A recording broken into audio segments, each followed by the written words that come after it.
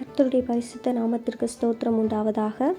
ஆண்டவராகிய இயேசு கிறிஸ்து உபதேசித்து சொன்னது என்கிற தலைப்பில் நாம் ஒரு சில வசனங்களை பற்றி பார்க்கலாம்.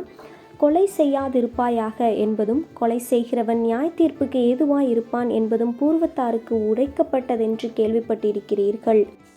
இந்த வசனத்தை நம் கர்த்தராகிய இயேசு கிறிஸ்து திரளான ஜனங்களுக்கும் தம்முடைய சீஷர்களுக்கு முன்பாக உபதேசித்து சொல்லுகிறார். கொலை செய்யாதிருப்பாயாக என்கிற கற்பனை மோசேயின் மூலமாய் பரிசுத்த ஆவியானவர் பூர்வத்தாருக்கு, அதாவது இந்த உலகத்தாருக்கு பொதுவாக கொடுக்கப்பட்ட கற்பனைகளில் ஒன்று. இத்தனை வருஷ கிறிஸ்துவ வாழ்க்கையில் கொலை செய்யாதிருப்பாயாக, கொலை செய்கிறவன் நியாய தீர்ப்புக்கு ஏதுவாயிருப்பான், இந்த வசனம் எங்களுக்கு தெரியாதா? அப்படிதானே யோசிக்கிறீங்க? ஏசப்பா சொல்லுகிறார், நான் உங்களுக்கு சொல்லுகிறேன், தன் சகோதரனை நியாயமில்லாமல் கோபித்து கொள்பவன் நியாய தீர்ப்புக்கு ஏதுவாயிருப்பான். தன் சகோதரனை வீணன் என்று சொல்லுகிறவன் ஆலோசனை சங்க தீர்ப்புக்கு ஏதுவாயிருப்பான். மூடனே என்று சொல்லுகிறவன் எரிநகரத்திற்கு ஏதுவாயிருப்பான்.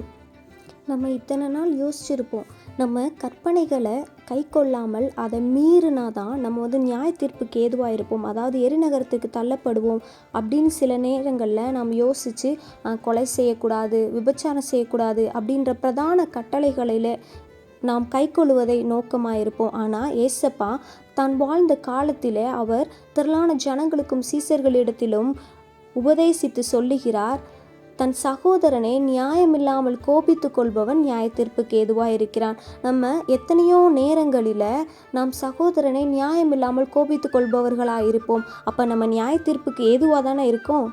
தன் சகோதரனை வீணன் என்று சொல்லுகிறவன் ஆலோசனை சங்க தீர்ப்புக்கு ஏதுவாக இருப்பான்.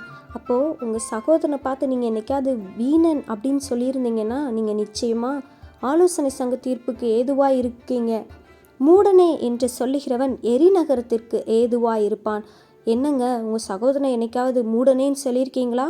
ஐயோ, நீங்கள் எரிநகரத்துக்கு ஏதுவாக இருப்பீங்க அப்படின்னு ஏசப்பா சொல்கிறாரு. என்னம்மா இப்படி சொல்கிற? பரவாயில்ல, அதுக்காக என் சகோதரன்ட்டையோ என் சகோதரிட்டையோ போய் என்னால் சமாதானம்லாம் பண்ண முடியாது.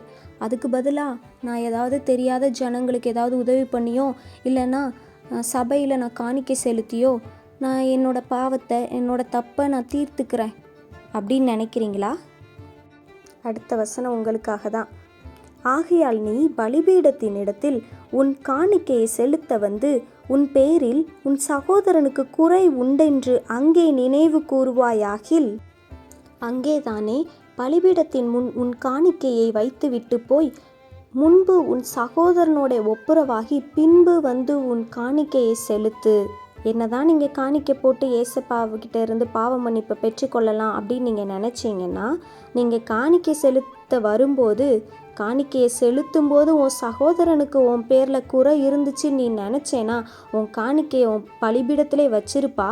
நீ போய் முதல்ல உன் சகோதரனோட ஒப்புரவாகு, சமாதானம் ஆகு, அப்புறம் வந்து நீ எனக்கு காணிக்கையை செலுத்து அப்படின்னு ஏசப்பா சொல்கிறாரு. நான் கூட நிறைய நேரத்தில் என் சகோதரனை தேவையில்லாமல் கோபிச்சிருக்கேன்.